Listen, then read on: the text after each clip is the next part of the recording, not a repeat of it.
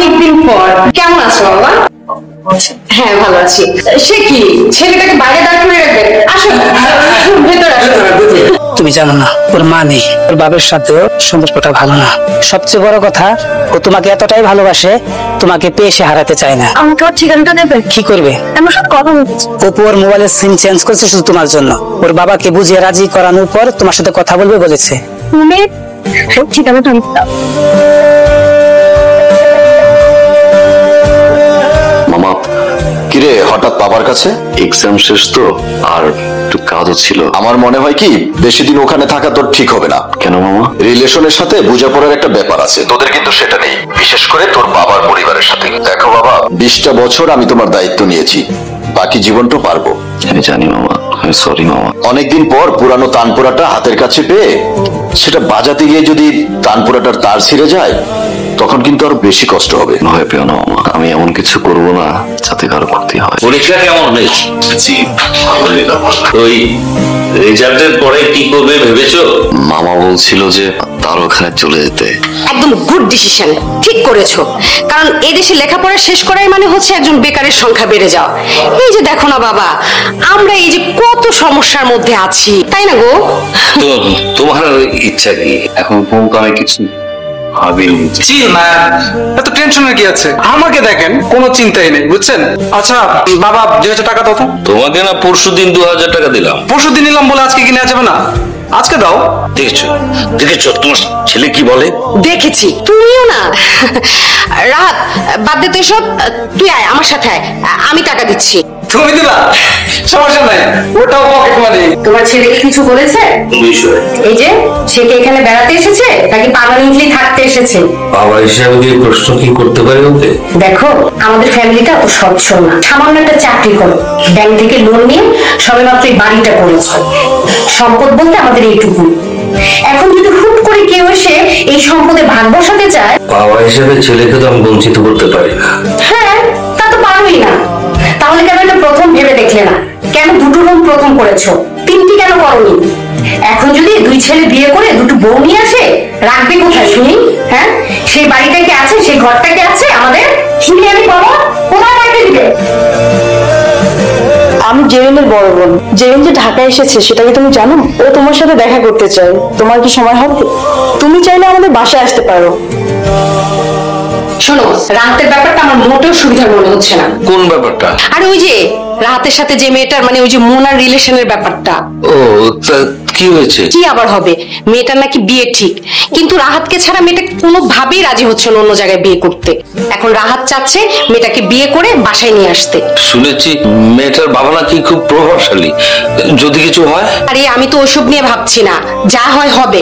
কিন্তু আমি তো ভাবছি অন্য কথা নিয়ে। কি? মানে রাহাত যদি বিয়ে করে বউ নিয়ে আসে, তাহলে অপুর কি হবে? অপু কোথায় থাকবে? তুমি চাইছো আমি আমার ছেলেকে বলি এই বাসা ছেড়ে চলে যেতে? দেখো, তুমি কি ভাবছো, কি করবে সেটা আমার জানার বিষয় না। আমার বিষয় হচ্ছে এই দুটো ঝামেলা আমি একসাথে সামাল দিতে পারবো না। তুমি তোমার ছেলেকে বুঝিয়ে বলো, আমাদের প্রবলেমটা ওকে বুঝিয়ে বলো। ঠিক আছে, কাল বলবো। আসলে আমার বোনটা কাউকে কিছু না বলে ঢাকায় চলে আসলো। তুমি একটু দেখো কথা বলে কি করা যায়। আমার খুব টেনশন হচ্ছে। ওই যে দেখো চলে আসছে জেরিন। তোরা বসে কথা বল, আমি তোদের জন্য চায়ের ব্যবস্থা করছি। তুমি হঠাৎ করে ঢাকাতে? যদি বলি তোমার সাথে দেখা করার জন্য এসেছি।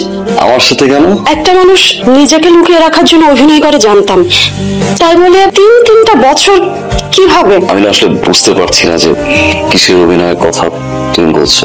এই যে তুমি এখন কথা বলছো, এটাও কিন্তু তোমার অভিনয়। 3টা বছর তুমি আমাকে দূর থেকে ভালোবেসেছো, দূর থেকে আমাকে শুধু দেখেছো, আমার কাছে আসার চেষ্টাও করোনি। কিসের ভয়ে?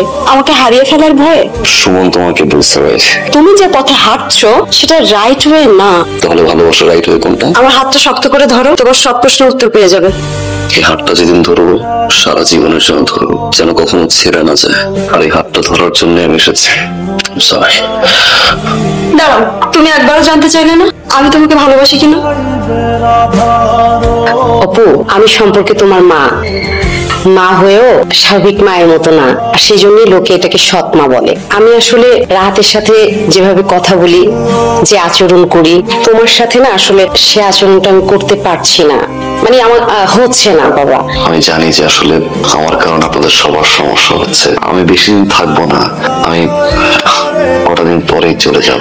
তুমি তো জানো তোমার বাবা সামান্য চাকরি করে, সম্পদ বলতে এই বাড়িটাই, তা আবার ব্যাংক লোন করে করা হয়েছে। আসলে আমি বলছিলাম কি, তুমি তো ভালোই আছো, তোমার মামা তোমাকে যা দিয়েছে, ভবিষ্যতে যা দিবে, আমার কাছে মনে হয় কি তোমার বাবাও তা তোমাকে দিতে পারবে না। তাই বলছিলাম, আমার কাছে যেটা মনে হয় যে তোমার মামার সিদ্ধান্তটাই মেনে নেওয়া মনে হয় তোমার জন্য ভালো হবে। এত বছরে যেহেতু মামা আসলে কারো বোঝা হতে দেয়নি, এখন দিবে না। আপনি টেনশন করবেন না, আমি চলে গেলে যদি রাহাতের ভালো হয় আমি চলে যাব।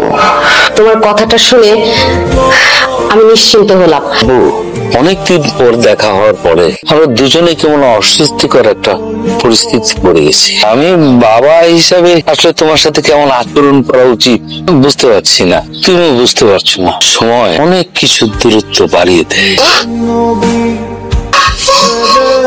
বাবু, টাকা কটা রাখো রাখো।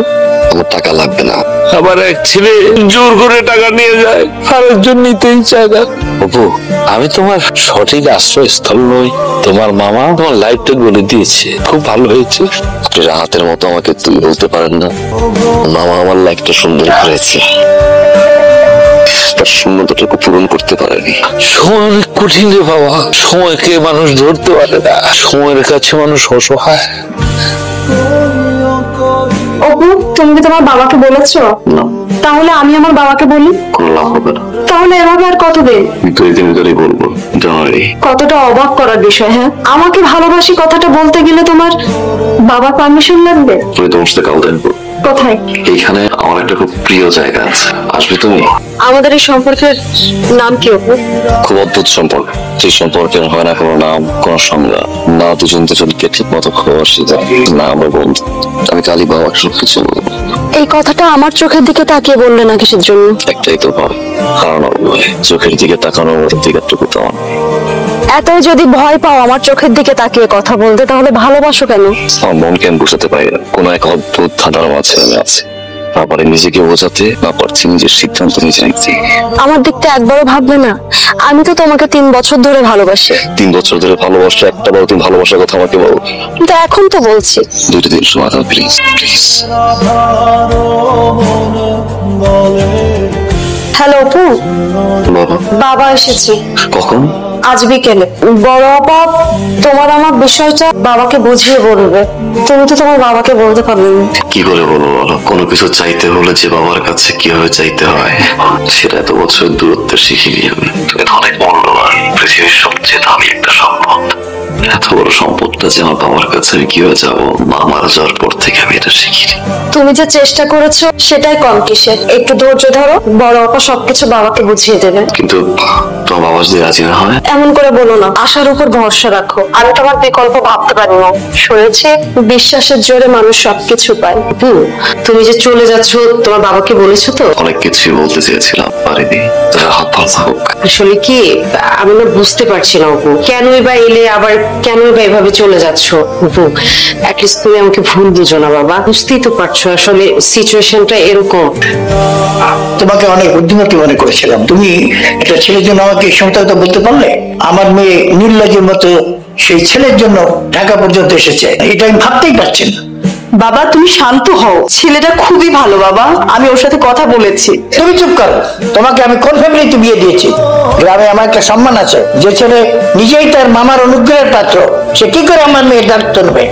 ভাগ্য ভালো যে আমি আগে ব্যাপারটা জেনে ফেলেছি, তাই খারাপ কিছু হয় নাই। বাবা তুমি যেটা ভাবছো তেমন কিছু নয়। থাক, তুমি আমাকে বোঝাতে এসো না। আমি আজকে ওকে নিয়ে বাড়ি চলে যাবো। রিলেশন নাই, কি জন্য সে ঢাকা তড়ি ঘড়ি করে এসছে আমি বুঝতে পারি না। আর তুমি ওকে প্রশ্রয় দিয়ে কাজটা ঠিক করোনি। তোমাকে আমি বিয়ে দিয়েছি উপযুক্ত ছেলের সাথে, ওকেও বিয়ে দেবো উপযুক্ত পাত্রের সাথে। কদিন হলো ফোন দিচ্ছিস না? বাবাকে পেয়ে মামাকে ভুলে গেলি? তুমি ঠিক বলেছিলে মামা, সময়ের ব্যবধানে কাছের মানুষগুলো অচেনা হয়ে যায়। কিছু হয়েছে? তোর গলাটা এমন ভারী লাগছে কেন? তুই কোথায়? কিছু হয়নি, আমি বাড়ি ফিরে যাচ্ছি মামা। একটা প্রশ্নের উত্তর দিও মামা। বল, কি প্রশ্ন? আচ্ছা মামা, আমি তো আমার এই মায়ের কাছে সৎ ছেলে, কিন্তু বাবার কাছে কি মামা? আমি কি আমার আপন বাবার কাছেও সৎ ছেলে? হঠাৎ এমন প্রশ্ন? মানুষের মধ্যে সম্পর্কগুলো নতুন রূপ দেয়, সেটা বন্ধুত্বের হোক আর পিতা পুত্রেরই হোক। মানুষের যেমন রূপ বদলায়, সেটা সম্পর্কেরও। আর সবচেয়ে বড় কথা হচ্ছে তোর আর তোর বাবার মধ্যে সেই সম্পর্কটা গড়ে ওঠেনি। হয়তো তোর প্রশ্নের উত্তর ওখানেই পেয়ে যাবি। মামা, আমি রাখছি। আমার মেয়ে তার বাপের কথা বোঝে না, তার বাপের কথা চিন্তা করে না, তার ফ্যামিলি স্ট্যাটাসের কথা বোঝে না। একটা চাল নাই, ছিল নাই, কোথার একটা ভেবেমন ছেলে আমার ভাবতেও ঘৃণা করে। তুই বসো, আমি টিকিট নিয়ে নিই। তুই এখানে একা রেখে যেতে আমার ভয় হচ্ছে। তুই যদি আবার অনুপস্থিতিতে ওই ছেলে হাত ধরে পালিয়ে যাস, দেখেছ তুমি কতটা বিশ্বাস ভঙ্গ করেছ।